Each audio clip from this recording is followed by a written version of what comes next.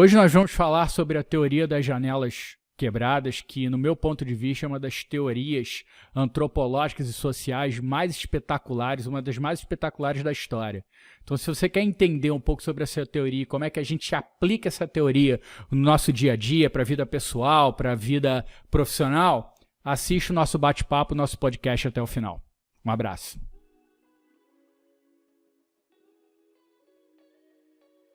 Balance Flow Podcast, primeiro episódio, agora a Vera. É isso aí, mestre Otávio, boa noite.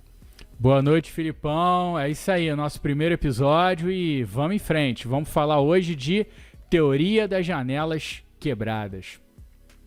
Meu irmão, essa teoria é muito interessante. Quem me apresentou, quem me falou dessa teoria primeiro para mim foi você, lá na UERJ. E a primeira vez que eu escutei, eu fiquei, cara, o que ele tá falando? E a história é legal, cara. Eu falei, pô, e eu fui correr atrás para aprender um pouquinho mais. E tu vê que ela tem aplicações em diversas áreas da vida da pessoa, né, cara? É muito maneira essa história. Não, é fantástica, né? E o legal dessa experiência, essa é uma experiência que foi feita, uma experiência social, antropológica tão profunda e uma experiência elegante, rápida. O experimento durou poucos dias, mas que gerou resultados e conclusões altamente poderosas que, para mim, virou um grande guia, um grande drive que vai guiar o nosso comportamento do ponto de vista social, seja em termos pessoais, em termos profissionais e até de administração pública. Tanto é que essa teoria foi utilizada em Nova York. Mas antes de falar de tudo isso, Filipão, vamos começar narrando o experimento, né? Como é que foi feito? Pesquisadores foram no bairro do Bronx há muito tempo atrás, né? Hoje o Bronx é uma região dos Estados Unidos revitalizada, com segurança, ponto turístico, mas no passado alguns bairros do Bronx eram altamente perigosos, degradados, era um caos social, alguns bairros do Bronx. Então o que os pesquisadores fizeram? Eles fizeram um experimento fantástico que originou a teoria das janelas quebradas. Eles colocaram um jaguar em um dos bairros do Bronx, numa rua muito deteriorada, com criminalidade, com tudo, um jaguar bem cuidado, lavado, brilhando, ou seja, um carro com aparência de que tem dono, um carro cuidado. Colocaram nessa rua do bairro do Bronx. E o que eles fizeram? Se instalaram num apartamento próximo para observar o comportamento das pessoas em relação ao carro, ao Jaguar. Então passou o primeiro dia nada, segundo dia nada, terceiro dia nada, quarto dia absolutamente nada. O Jaguar ficou numa rua violenta no Bronx, absolutamente intacto, incólume. Então o que eles fizeram? Eles fizeram uma pequena alteração no experimento. Eles foram lá e quebraram a janela, uma das janelas do Jaguar. E isso deflagrou um fenômeno fantástico que revolucionou tudo. Uma vez quebrada a janela, as pessoas começaram a chegar perto e a inspecionar o veículo. 2 horas depois, já tinham roubado o toca-fita, roubado os bancos e roubado os pneus do Jaguar. Vejam bem, depois de 4 dias, sem nada, incólume, 2 horas depois de quebrar a janela, o Jaguar começou a ser depredado. E a irracionalidade humana, ela passou desse ponto. A partir do momento que as pessoas não conseguiam mais roubar as coisas, que eles depenaram o veículo, eles começaram a depredar aquilo que eles não conseguiam levar. Então o resultado do experimento foi que o Jaguar, ele ficou de cabeça para baixo e atearam fogo no carro. Ou seja, depois de 4 dias, o carro intacto, ao quebrar uma janela, deflagrou uma ação crescente exponencial e o carro pegou fogo. Então, assim, o que a gente pode concluir desse negócio? Enquanto o carro estava lá fechadinho, bonitinho, brilhando, lavado, ele estava dizendo para o inconsciente das pessoas, ó, aqui tem dono. Tem alguém que está olhando esse carro, que está cuidando desse carro. Então ninguém toca. A partir do momento que você quebra uma janela, que mensagem você passa? você passa a mensagem de que, olha, aqui não tem dono, aqui eu sou um cara que tem descaso, que eu não cuido das coisas. Então você passa uma mensagem para o subconsciente das pessoas de que não há mais regras. Então aquele comportamento social, aquele pacto social de boas ações, de bom comportamento, ele se quebra no inconsciente das pessoas. Por isso que todo mundo começou a inspecionar o veículo, a roubar e a depredar, né? Então, a ordem gera ordem e a desordem gera cada vez mais desordem. Então, notem como o comportamento nesse experimento foi crescente. Quebrou uma janela, alguém foi lá e inspecionou. Alguém se arriscou e roubou o toca-fitas, o rádio do carro. Que aí um outro alguém pensou, opa, se a janela tá quebrada e alguém já roubou o rádio, então eu vou roubar o banco. Aí o outro, então eu vou roubar o pneu. E aí, quando o carro começa a estar depredado, todo mundo passa e diz, olha, aqui é uma rua sem lei, tá todo mundo depredando, roubando, ninguém tá fazendo nada, e terminou com um veículo absolutamente incendiado. Então, esse experimento revolucionou o nosso entendimento do comportamento humano e hoje ele é aplicado em diversos ambientes, em diversos universos, seja na vida pessoal, na vida familiar, no mundo corporativo, enfim. Mas, e aí, Filipão, eu posso deixar essa parte para você falar? Alguém pode questionar. Ora, isso só aconteceu porque vocês estavam num bairro pobre, num bairro com mazelas, num bairro sem segurança, num bairro sem infraestrutura. Conta lá o que aconteceu em Palo Alto, na Califórnia, Filipão, um bairro rico. Foi exatamente a mesma coisa, né? A teoria era sensacional por causa desses motivos, né? Ela é muito bem descrita em 2 livros que a gente recomenda aqui. Um é esse aqui, Consertando as Janelas Quebradas. Ele mostra todo o histórico de como foi o desenvolvimento até chegar no final em Nova York e desses experimentos, mas foi exatamente a mesma coisa, que independe, é o que você descreveu muito bem, isso independe de onde o fato acontece. Ele pode acontecer em todo lugar, a partir do momento que você não tem essa preocupação com os pequenos detalhes, né? Aqui tem aquela expressão, né? O diabo mora nos detalhes, né? Se você não toma conta dele, ele toma conta de você. E é só um detalhe, né? Palo Alto, na Califórnia, um bairro rico, com infraestrutura, exatamente, né? Até a questão da narrativa social, pessoas socialmente bem posicionadas, e quando fizeram o mesmo experimento e quebraram a janela do veículo, o mesmo processo ocorreu. Então isso descarta completamente, isso pulveriza a tese de que é porque é um bairro pobre, é um bairro com mazelas, é por isso que acontece ali. Não, o experimento em Palo Alto deixou bem claro que o fenômeno se repetiu, independente do ambiente, porque passou a mensagem do vale tudo, naquele subuniverso do veículo. Exatamente. Outra coisa também que acaba confundindo um pouco as pessoas quando você fala teoria de janelas quebradas, o pessoal logo fala, tolerância zero, é a tolerância zero lá de Nova York. São coisas completamente diferentes. A tolerância zero, ela gerou muito problema. Você vai ver muitos artigos, se você procurar na internet, no Google, aí, muitos artigos criticando as janelas quebradas, porque eles relacionam diretamente com a tolerância zero. Aí, sim, teve casos de abusos policiais, teve caso de uma série de ataques à sociedade de forma irracional, e a coisa meio que se perdeu. Então, são 2 processos diferentes. No caso de Nova York, foram aplicados ao mesmo tempo, mas são independentes. É muito importante destacar esse ponto. Tolerância zero é uma coisa mais radical. Já quando a gente fala da teoria das janelas quebradas, ela combate justamente isso. Quais são os 3 pontos que a teoria das janelas quebradas combate? O individualismo, o radicalismo e principalmente o conformismo. Você não vê que uma coisa está errada, eu vou deixar isso para amanhã. Entendeu? Você vê um papel de lixo no chão, não fui eu que joguei. Entendeu? Você está andando na sua fábrica, vê alguma coisa jogada, uma ferramenta no chão, alguma coisa fora do lugar, isso não é minha função como gerente, como encarregado, supervisor, ficar botando ferramenta no lugar.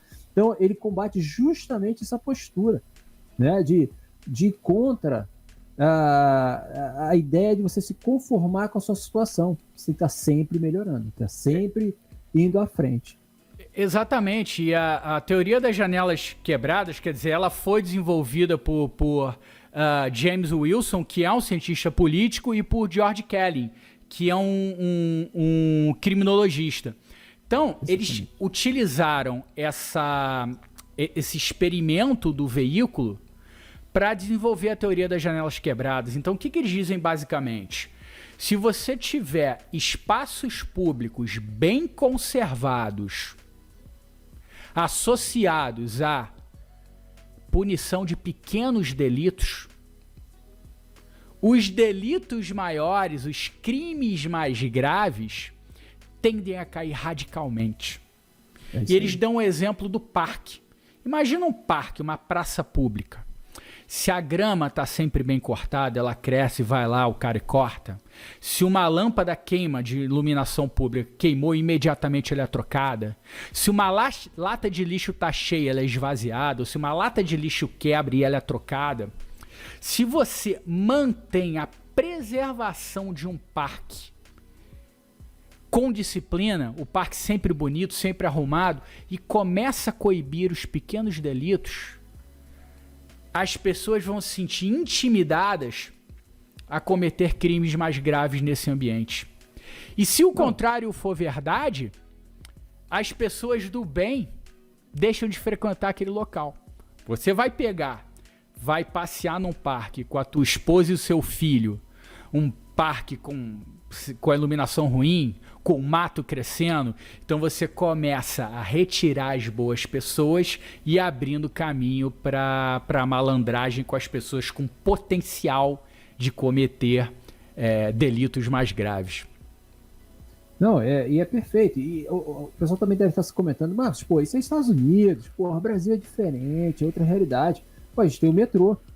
Quando eu morava aí no Brasil, que é 5, 6 anos atrás, o metrô era limpo. E é de fato conhecido que eles usam a teoria das janelas quebradas do metrô. Eles se esforçam para manter o metrô limpo, para quê? Para intimidar, de certa forma, as pessoas a sujarem o local. Olha a qualidade do metrô Rio de Janeiro, né, que eu tô falando. Eu não conheço profundamente o metrô de São Paulo e de outros lugares, mas o metrô do Rio, eles são muito bem cuidados. Metrô de São Paulo é a mesma coisa, mesma teoria. Então, é só comparar o metrô com o trem, né? Compara o metrô com o trem. Exatamente. Por que no metrô todo mundo tem vergonha e fica constrangido? Na verdade, ninguém joga nada no chão no metrô. E por que no trem jogam? E depende da linha. Pode ser qualquer linha, entendeu? Ah, não, é só na Zona Sul, não. Em qualquer linha de metrô você vê que a coisa é bem cuidada, a coisa é bem administrada. Porque existe essa preocupação em se pegar e resolver os pequenos problemas, né? Perfeitamente. Sim. Toca lá, Filipão, vai lá. Não, outra coisa que eu acho interessante, e o primeiro cara que eu vi fazer essa relação, porque você fala, pô, mas isso é para gestão pública, né? É uma coisa simples de ser aplicada em gestão pública, não tem custo, é simplesmente, o custo que tem é mais de educação, de fortalecer as forças que garantem a ordem e a organização do local, são diversos departamentos estaduais e municipais que garantem a limpeza do ambiente, a segurança, esse tipo de investimento em coisas que já existem, entendeu? E principalmente na educação. Agora, o que eu acho legal é o seguinte, como que eu aplico isso e se existe influência disso no mercado de trabalho?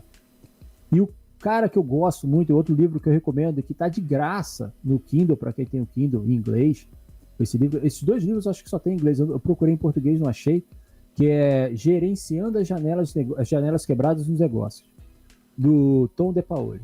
A galera do Supply Chain ama esse cara.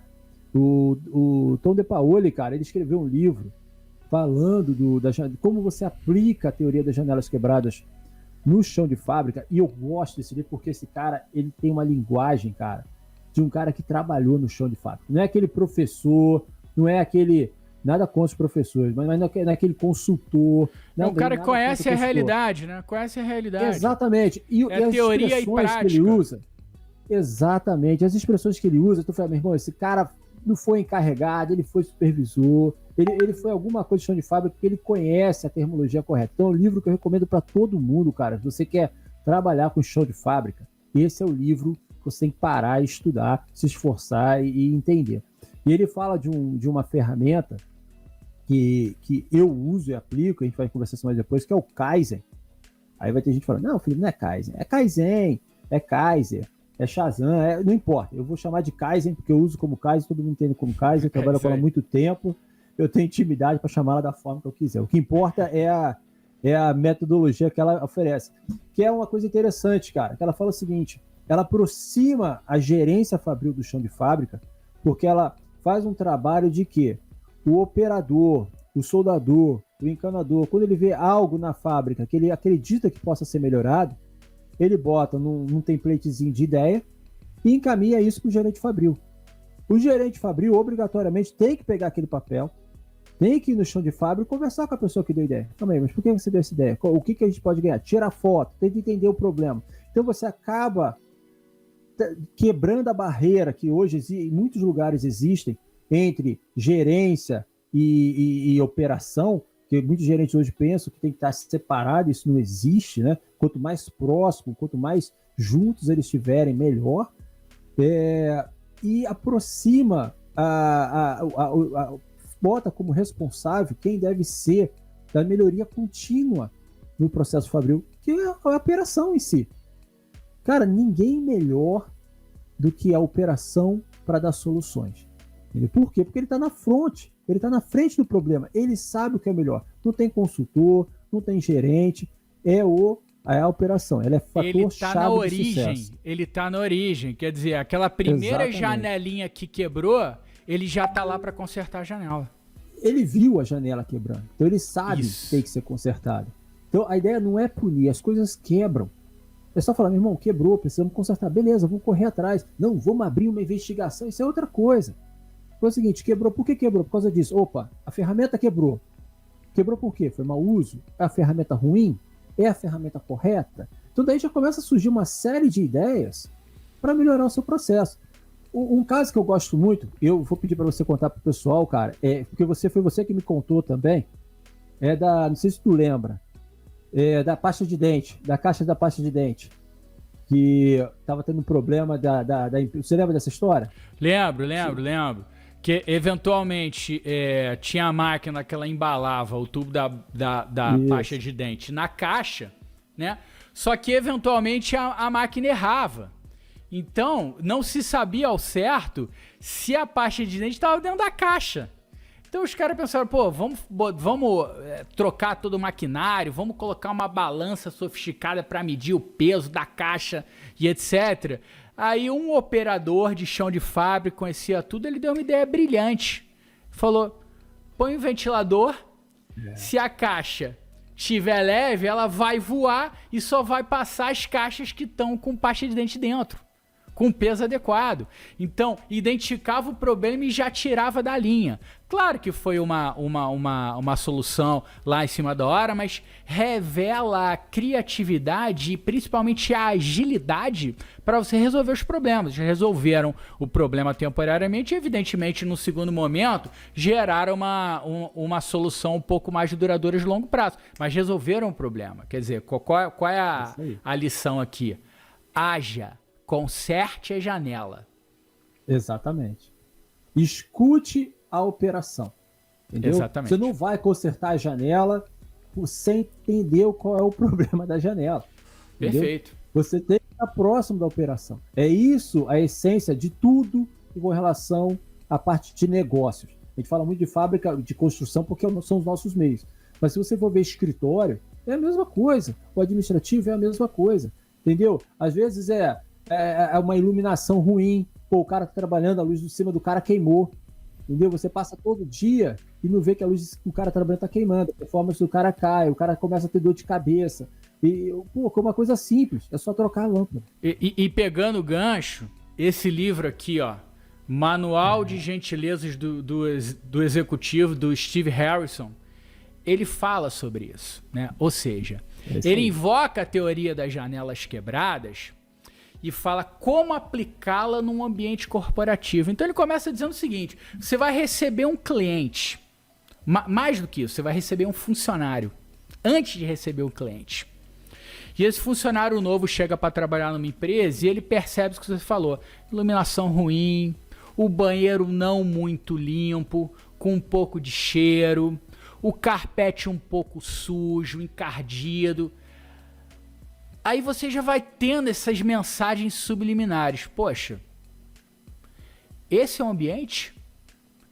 É assim que os funcionários vão estar inseridos nesse ambiente de trabalho? Imagina o cliente final. Se quem está aqui todo dia e as próprias pessoas estão no ambiente de trabalho se coadunam com isso, né? Você acaba não percebendo, você se acostuma com isso. Você se acostuma com a desordem, com o caos. Você deixa de enxergar as pequenas variáveis que vão fazer com que aquele clima, aquele ambiente se degrade. Assim como o carro se degradou. E aí, como é que uma empresa que não consegue identificar dentro dela esses problemas, como é que ela vai ofertar um produto bom para o cliente final? Então ele discorre justamente como a não aplicação da teoria das janelas quebradas no mundo corporativo influencia a performance de uma empresa como um todo. Não, e tu vê agora, tu falou um ponto interessante, que a galera que é do meio de segurança, por exemplo, sabe muito bem disso. Como é que você combate uma fatalidade? Atacando os pequenos incidentes. Você mapeia os incidentes, você entende os incidentes. Tem aquela pirâmide lá deles. Lá, que foi que o Rudolf Giuliani fez em Nova York. Exatamente. Tu vê como todas as coisas são bem interligadas, cara, e você trabalha com a teoria das janelas quebradas no dia a dia, mas você não usa a terminologia. Mas é exatamente isso, entendeu? O que é uma fábrica limpa e organizada? Você tem uma segurança maior, você tem um funcionário se sentindo mais confortável para trabalhar, por consequência, você consegue observar, quando você caminha no chão de fábrica, os pequenos detalhes estão fora do lugar, fica mais difícil passar desapercebido um problema, uma não conformidade, porque a fábrica é tão limpa e tão organizada, primeiro você sente à vontade. E segundo, você acaba, então, por isso, aumentando a qualidade do seu produto. Então, é só ganha. É um círculo virtuoso que se gera quando você começa a trabalhar com a teoria das janelas quebradas. Essa teoria, né?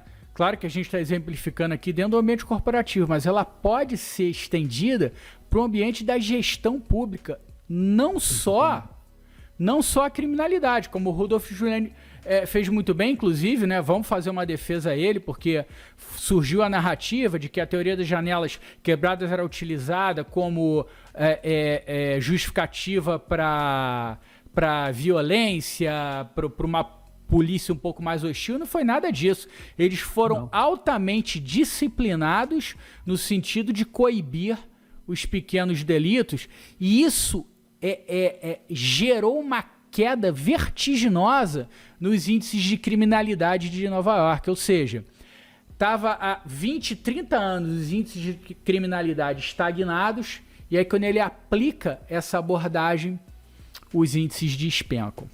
Tá? Então, e a gente pode pegar essa teoria e desdobrar para outros âmbitos da gestão pública. Eu quero até ler uma passagem aqui do livro do Steve Harrison, que eu separei, Filipão, que é o seguinte.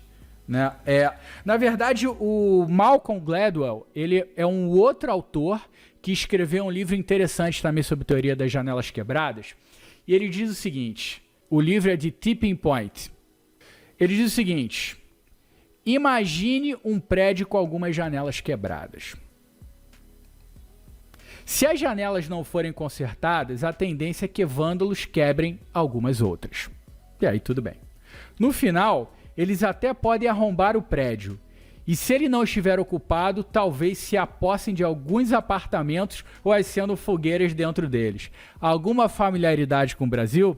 Vamos continuar. Ou então, imagine uma calçada. Um pouco de lixo se acumula. Em breve, mais lixo se acumulará. No final, as pessoas até começarão a deixar sacos de lixo ali ou a arrombar carros. Isso foi escrito por um autor americano, baseado nesse experimento também do carro, tudo no ambiente americano. Olha como esse trecho que eu extraí aqui do autor, ele é totalmente compatível com o que acontece no Brasil. Você que já passou numa rua um pouco mais deteriorada, que tinha aquele lixão ali, alguém joga um lixo, outro joga um saco de lixo, outro joga outro saco de lixo. Quantos não pegam uma maçãzinha, um lixinho e jogam ali? Ah, tá aqui a lixeira. Sabendo que não é lixeira. Você sabe que não é lixeira.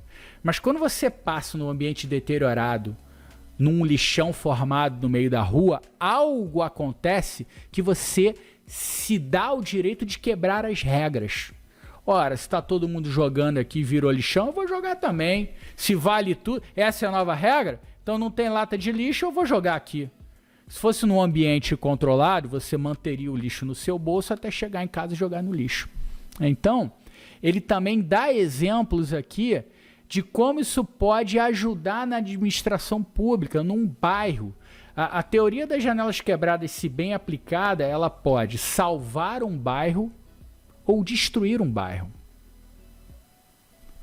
Não, exatamente, cara. E outra coisa, não é só quando a gente fala gestão pública, é claro que tem prefeitura, governo do estado, etc., mas isso parte muito das pessoas também. Se a pessoa ela começa a aplicar a teoria de janelas quebradas na vida, ela começa a perceber, quando ela começa a ter esse problema, ela já corre atrás, ela já liga, ela já reclama, ela já fala, gente, ó, estão acumulando lixo aqui, cadê a empresa de limpeza para retirar o lixo aqui da minha rua, cadê não sei o quê? Porque existem hoje, cara, com a internet, irmão, tem meios de comunicação de você expor um problema, entendeu? As ferramentas de comunicação hoje, o Facebook, o WhatsApp, o que for, cara, tira uma foto, a coisa viraliza, o problema é resolvido, cara. Então, ele pula, mais uma vez, o individualismo e o conformismo. Basta a pessoa não se conformar e basta a pessoa entender que mesmo ela não querendo falar com ninguém, ela vive numa comunidade. O que ela fizer ali vai impactar a vida de todo mundo. O que alguém fizer ali vai impactar a vida de todo mundo. Esse ponto é muito interessante, cara. Muito bem colocado. E a gente pode até dar um zoom maior nisso e entrar no âmbito da família. Por que algumas famílias se degradam e outras não?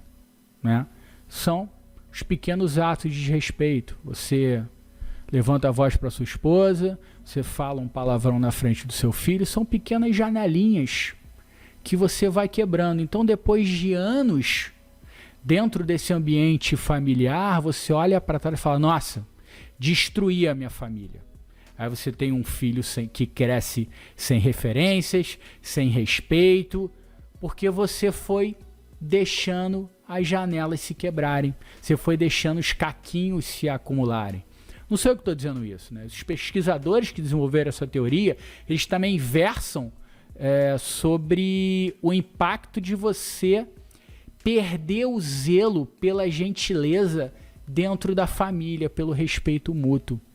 Então, a não aplicação da teoria das janelas quebradas, escolha o nome que você quiser, o não respeito dentro da família, ele destrói, corrói a base familiar. Então, mais um exemplo de como a gente pode aplicar essa teoria no âmbito pessoal, no âmbito familiar. Não, e é muito bem colocado esse ponto, porque no livro do Consertando as Janelas Quebradas, ele tem um trecho que ele fala que muitas pessoas criticaram o início da teoria e falaram assim, meu irmão, como uma janela de um carro quebrado, um papel no chão vai criar um caos urbano? É a mesma pergunta que as pessoas estão fazendo assim, calma aí.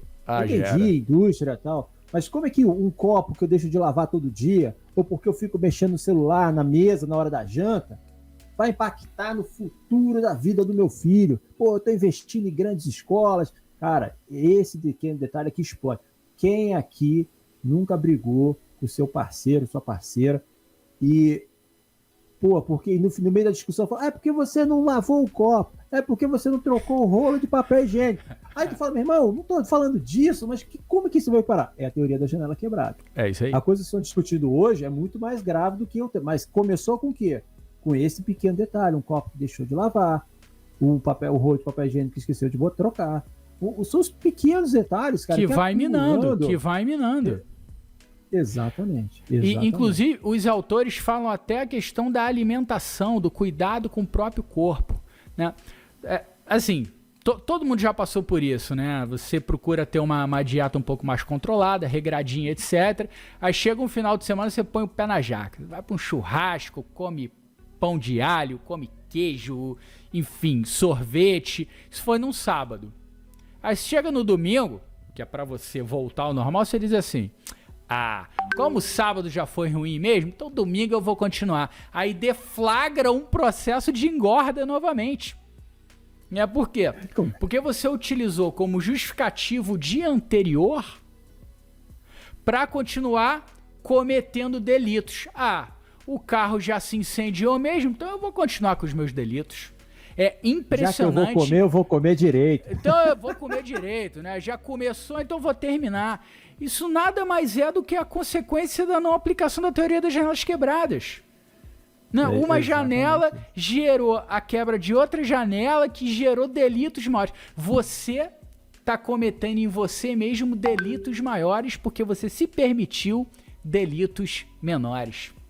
É muito interessante. Por isso que essa teoria é muito poderosa. No começo aqui do nosso bate-papo eu falei, nossa, um experimento que foi feito em 4 ou 5 dias, relativamente rápido, elegante, e que gera conclusões e ações muito poderosas, muito potentes, e que, se bem aplicada, podem revolucionar a vida de uma pessoa, a vida de uma família, a vida profissional e num zoom out, a vida de uma sociedade.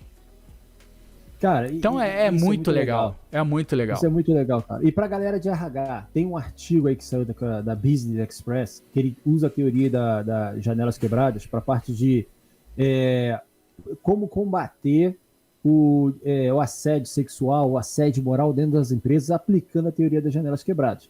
Porque na pesquisa que a Business Express fez, esses grandes problemas de assédio moral, sexual, o que for, eles começam com pequenas piadas, com pequenos comentários. É uma piadinha que o cara faz ali, aí o cara, irmão, tá brincando, sou novo aqui, deixa quieto, de repente o cara tá num dia ruim, sei lá. E aí a coisa vai se escalonando, a pessoa não reclama. Quando vê, ela está envolvida num problema sem tamanho. Então ela começa, a Business Express, ela destaca esse ponto, olha, tem que cortar na primeira piada. E isso é uma coisa, para quem trabalha em chão de fábrica, extremamente importante. Chão de fábrica não é espaço para brincadeira. Não pode ser descontraído? Ser descontraído é uma coisa. Fazer piada, fazer brincadeirinha, cara, vai terminar mal. No escritório é a mesma coisa. É aquela piada, colou, opa, faço de novo. A pessoa vai perdendo o padrão, a coisa vai escalonando, e quando você vê, você tem um problema administrativo seríssimo nas mãos. E vai respingar em você. Porque como você não viu esse problema acontecer? Não é o cara chegou no dia e fez um assédio moral. Não, são pequenos atos que vão escalonando. Não é binário. Uma hora o ambiente está bom e no dia seguinte está péssimo. O problema acontece. Não, é gradativo. Então realmente você precisa agir na hora. Há muitas oportunidades de você estancar essa sangria, né? Exatamente. Tem outro texto muito bom, e foi um livro que você indicou para mim também que eu gostei, foi o Ponto de Virada. Esse livro ele faz uma relação entre a teoria das janelas quebradas e o poder de contexto. Só que, aquilo que falou, como alguns artigos relacionaram a teoria das janelas quebradas com a tolerância zero, muitos autores hoje começam a dar nomes diferentes para a teoria das janelas quebradas para desvincular a ideia do autoritarismo da tolerância zero. Então, o que ele fala é exatamente isso. O ambiente gera o problema. Ele até fala uma pesquisa que é o seguinte, ele falou, o ambiente sujo, desorganizado, ele é potencial para acidente. Um bairro desorganizado, com problema de iluminação, saneamento, ele vai criar potenciais marginais para a sociedade. E ele faz um estudo que é bem interessante também, que ele pegou uma família, várias famílias que são bem estruturadas num bairro ruim, os filhos, a grande maioria dos filhos, o grande percentual dos filhos dessas famílias que eram bem estruturados num bairro ruim, eles se tornaram pessoas ruins, mesmo com uma boa família. Agora, famílias desestruturadas em bairros um pouco mais organizados, gente, entenda organizado, não é bairro rico não. Bairro rico às vezes pode ser pior do que bairros sem condições. Eu estou falando de estrutura, de ambiente. Entendeu? Tem um ambiente, num bairro onde as pessoas se respeitam, as pessoas conversam entre si, você vê que existe uma cordialidade, você vai no comércio, você conhece as pessoas que estão lá no comércio, entendeu? E final de semana tu vê as pessoas juntas, se respeitando, não tem lixo no chão. Esse tipo de ambiente, mesmo às vezes com uma família não estruturada, ela consegue gerar filhos com potencial de serem melhores profissionais do que os que de uma família estruturada num bairro completamente desorganizado. É isso aí, é isso aí. O ambiente é tudo, né, cara? É tomar conta dos pequenos detalhes, né? Perfeito. Bom, o que a gente tem mais na nossa pauta aqui, Filipão? Cara, acho que é isso. Acho que a gente tem que lembrar também. Eu queria dar um exemplo, cara, que eu acho importante da parte da teoria genética que eu aplico, entendeu? Sim. E que é vinculado. Eu tenho um exemplo para dar também. Eu lembrei de um. Boa. Mas vamos lá. Boa. Fala aí. O primeiro exemplo, cara, é justamente isso. Primeiro é aproximação. Como que eu gosto de trabalhar? Né? Eu primeiro utilizo o Kaizen, que é uma ferramenta extremamente poderosa e me ajuda muito no entendimento do que está acontecendo. Sendo que a teoria que eu gosto de utilizar e que eu recomendo que as pessoas utilizem meu irmão, deu certo, é o mérito do cara que deu errado, que deu a ideia. Deu errado, a culpa é sua, que é o gestor. Entendeu? Isso vai gerar um ambiente, se você começar a ter a autocrítica de assumir os problemas da fábrica e valorizar quem deu a ideia, você vai criar um ambiente que vai deixar os funcionários mais confortáveis para cada vez mais darem ideias. É claro que vão ter ideias boas, que vão funcionar de primeira, vão ter ideias ruins, vão ter ideias que você, trocar o tipo de vassoura que você utiliza, como já aconteceu comigo. Pô, olha só, essa vassoura aqui não consegue acessar esses pontos, ela é muito grande. Se tivesse uma vassoura um pouco menor, eu conseguiria limpar melhor. Beleza, é uma vassoura, bota lá. Como projetos como já teve, de $500 milhão de dólares, que mudou toda a estrutura da fábrica, mas deu resultado. Agora, faz uma análise de risco, conversa, envolve o funcionário, tenta entender os prós e os contras, você envolve o funcionário na tomada de decisão. Isso é bom para o funcionário começar a entender como que a empresa funciona também. A empresa não tem dinheiro para dar e vender. Como é raciocínio? Eu preciso justificar. Como que justifica esse investimento? Não, esse investimento é pequeno, beleza. Esse investimento é maior. Então a gente precisa ver realmente qual vai ser o retorno, como as coisas vão funcionar. E vincular isso a uma ferramenta de 5S, que o pessoal utiliza bastante. O 5S racional. O que é um 5S racional? É um 5S de você fazer a limpeza periódica na sua fábrica. Eu gosto de usar quadro de sombras para botar as ferramentas. Funciona muito bem. O cara terminou o dia, ele bota as ferramentas lá no quadro de sombras. Então, no final do dia eu dou mandado, eu sei se tem alguma ferramenta faltando, quebrada. Eu consigo preparar melhor o próximo turno. Explica aí para o pessoal o que é quadro de sombras, Filipão. Boa, cara. O quadro de sombras é um quadro que você bota a sombra, o desenho da ferramenta e o local onde ela tem que estar conectada. Então, no começo do dia, por exemplo, se for uma mesa de um encanador, você pode fazer esse quadro de sombras na mesa dele.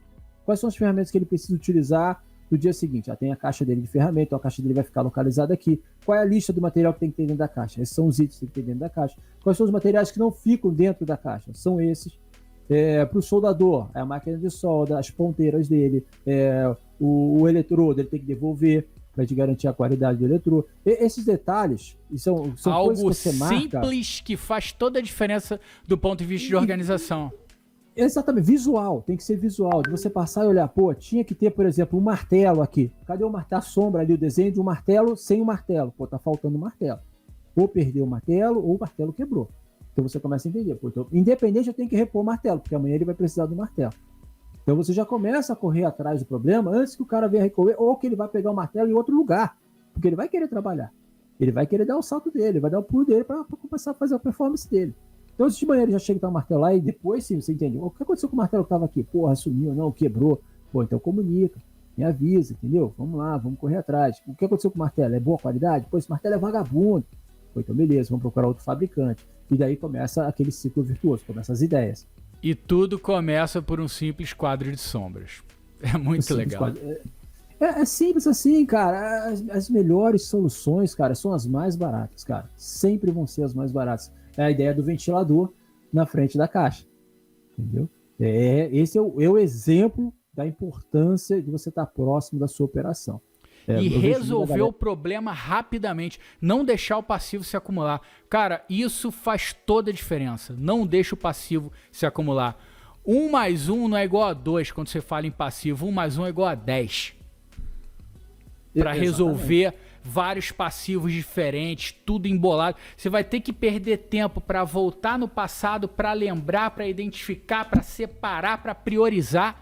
É uma loucura. Ao passo que se você resolve os problemas na hora, com disciplina, com dedicação, fica tudo muito mais fácil. Bem mais fácil, né, cara? Bem mais fácil. Então, ela funciona. Ela funcionou comigo e se você tentar ir no seu local de trabalho, tenho certeza que vai funcionar. Agora, pô, pelo amor de Deus, meu irmão, tem empresa aí que tava marcando posição de mouse na mesa, posição de teclado, posição de caneta. Isso aí não dá. Aí, pera lá um pouco, entendeu? Espera lá um pouquinho, meu irmão. Tem que ter bom senso, entendeu? É isso aí. Marcar na mesa do cara não faz o menor sentido de escritório, que vai deixar todo mundo louco. Eu costumo dizer que bom senso é meio caminho andado para qualquer coisa. Se tu tiver bom senso, você já andou metade do caminho.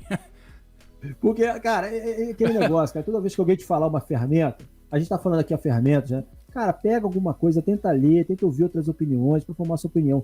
Não pega uma única opinião e tenta aplicar, cara, que vão surgir essas barbaridades e acaba destruindo a ideia da opinião. Pois é. E o interessante exemplo que eu queria dar também é em termos de finanças pessoais. Ah, né? boa. Pô, as pessoas que entram no cheque especial e não conseguem sair. As pessoas que acumulam tantos gastos parcelados no cartão de crédito que ele não tem a menor noção da fatura do mês seguinte, de quando o parcelamento vai terminar. Ele perde completamente a noção dele de fluxo de caixa. Eu tive um case de um colega meu, bem desorganizado nas finanças, e chegou a um ponto na vida dele que ele falou assim: Otávio, eu não abro nem a minha fatura, eu não abro nem a minha conta corrente, porque aquilo é tão problemático que eu quero fugir desse problema. O que ele fez? Deixou acumular. Ele está fugindo do problema, deixando acumular. Então, eu acho que a desorganização financeira é também um outro exemplo muito importante que as pessoas deveriam aplicar a teoria das janelas quebradas, porque você com um planejamento financeiro de médio e longo prazo, o dinheiro trabalha para você. Quando você, em outras palavras, você ganha juros, você tem frutos de investimento. Quando você é desorganizado, você trabalha para o dinheiro. Então, o organizado, ele ganha dinheiro recebendo juros e quem não é, perde dinheiro pagando juros. E aqui eu não estou falando que eu tenho um salário baixo, eu tenho família para sustentar, não. Eu estou falando do aspecto de organização, do aspecto de controle de gastos. O primeiro gasto adicional que você teve, solucionei o problema parcelando no cartão. O custo está lá, a despesa continua. Você tem que cortar o negócio. Então, não deixe acumular. Não, é perfeito, cara. E até independente, é prioridade. É você priorizar o que você acha importante. Entendeu?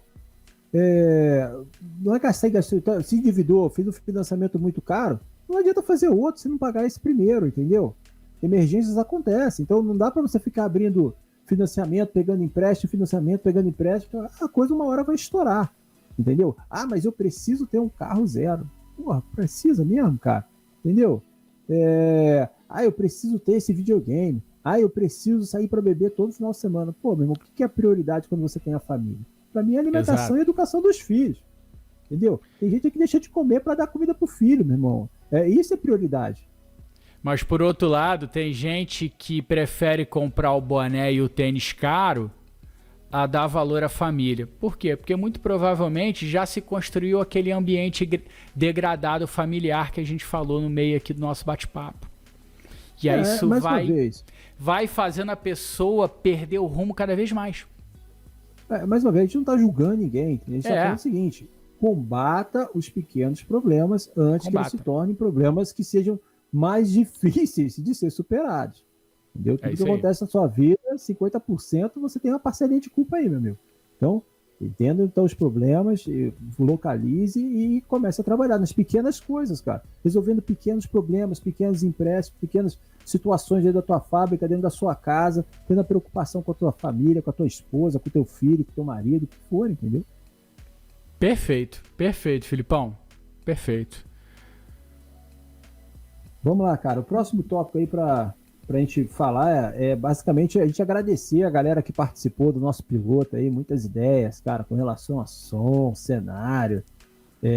Fizemos um esforço aí para melhorar a tecnologia, a nossa tecnologia. Comprou um microfone. Olha o microfone aí, cara. Até quadrinho tem na parede agora aí, olha só. Tá vendo? Patroa, Luzinha azul. Azul, cara. Ficou legal, cara. Mas agradecer o pessoal que fez os comentários lá, pô, muito legal, valeu. Cara, é isso que a gente pede, né? Participe aí, dá sua opinião, bota seu comentário, divulgue o podcast. Nossa ideia é ficar comentando sobre o que a gente vive, que é nossa área de negócio, entendeu? Que é a gestão, né? Independente da área. E usar termos que estão sendo esquecidos aí no Brasil. A gente não vê com muita frequência as pessoas falando que elas deveriam debater mais. Elas gostam de debater assuntos que não vão trazer em nada, vão adicionar em nada à vida pessoal dela ou profissional. Esses assuntos são importantes. Não, exatamente. A ideia do nosso podcast aqui não é fazer disso um negócio, nada disso. Eu tenho a minha profissão, o Filipão tem a profissão dele, a gente trabalha duro aí no meio da semana. Então, a ideia é, nas horas vagas, a gente trazer a nossa experiência, bater um bate-papo franco com você, no sentido de tentar ajudar, de criar laços, né? De a gente formar uma comunidade e trocando ideias, e um tentando ajudar o outro. Por isso, ó, entre no debate, faça seu comentário, sugira temas para a gente conversar e a gente vai conversando. A ideia é que seja algo descontraído, algo bem aberto. É isso aí. E não se esqueça, inscreva no canal, dá aquele like maneiro aí embaixo, entendeu? Compartilhe, comente, siga a gente aí no Instagram, vai estar aí nos comentários aí o Instagram, nosso Instagram, para você seguir, ficar mais atualizado, né? Tudo manda. E é isso aí, meus amigos sobreviventes. É isso aí, grande Otávio. É isso aí. Mais uma semana aí que sobrevivemos e vamos em frente. Mais uma semana, boa. Um abraço, meu amigo. Um abraço a todos. Junto. Tchau, tchau. Tamo junto. Os.